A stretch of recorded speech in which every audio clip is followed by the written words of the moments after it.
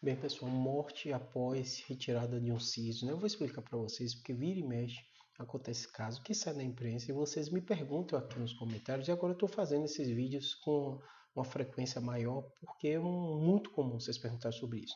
E no caso foi um jovem que foi retirar um siso e faleceu, né? E o que que acontece, né? Toda vez que a gente vê os casos, a gente tem que entender por que aquilo aconteceu. Um procedimento como a retirada do cisto, né, tem que ser feito por um profissional com formação, né? E o dentista ele tem todo o treinamento para fazer isso, né? Ele vai aplicar anestesia, ele vai fazer a cirurgia, vai fazer o procedimento. Mas vários desses procedimentos ele tem alguns riscos, né? E esses riscos muitas vezes são inerentes ao procedimento e às vezes são riscos relacionados ao paciente. E o médico vai avaliar, a depender da sua idade, comorbidade, se você tem processos alérgicos, se você tem algumas outras doenças. Vira e mexe, eu tenho um paciente que passaram por neurocirurgia, radiocirurgia, que pede o dentista pede um relatório meu liberando para fazer o procedimento, né? Alguns procedimentos maiores. Então isso é bem frequente de acontecer, né? E às vezes também existem pacientes que têm alergia. Por exemplo, você pode aplicar uma anestesia, o paciente tem uma alergia, o médico não vai saber, o dentista não vai saber antes de aplicar. De um modo geral, a gente tem treinamento, está preparado para resolver essa situação. Claro que o risco existe, mas na maioria das vezes é contornável. Nesse caso específico, o paciente teve um abscesso pós-retirada do siso e posteriormente entrou em sepse e faleceu. E por que isso acontece? Só para vocês entenderem como acontece, né? Quais são os sinais e sintomas de acontecer e como você prevenir. Em primeiro lugar é o seguinte, a boca da gente é cheia de bactérias.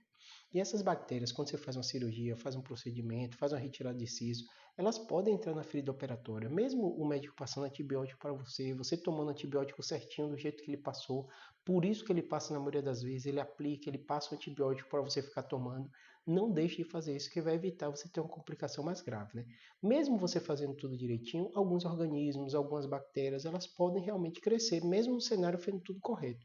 Quando isso acontece, né, seu corpo vai dar alguns avisos. Geralmente vai ter muita dor, vai ter inflamação, pode sair secreção. Se isso foge ao normal, se você está com algum incômodo novo, procure logo o retorno para ele ou vá no hospital, porque o médico vai avaliar. Muitas vezes pode ter um abscesso ou infecção, como foi o caso, né? Se o paciente demora, a chance muitas vezes é disso já ter se espalhado, ter pegado a corrente sanguínea, a boca da gente, essa região é muito vascularizada. Então, teve um sinal flogístico de inflamação, dor, rubor, vermelhidão, febre, procura logo, porque o médico vai fazer o tratamento. Muitas vezes vai ter que drenar o abscesso, o dentista, né? O médico, cabeça e pescoço, vai fazer também um antibiótico mais específico. Tem pacientes que podem retirar de cisto, tem infecções tão graves que às vezes ficam internados, né? Isso não é por causa de um erro, né? Pode, claro, foi equivocado, antibiótico, ou o paciente não tomou, mas também pode acontecer por causa, cada pessoa tem a sua imunidade, cada às vezes paciente às vezes tem uma seleção de flora bacteriana, às vezes um pouco mais complicada, porque tomou antibiótico recente, uma série de fatores. O mais importante é, se acontecer, descubra logo, vá logo no médico para o médico fazer o tratamento ou o dentista e vai evitar essa infecção generalizada ou morte como aconteceu nesse jovem. Pode acontecer, por isso fique atento. Abraço.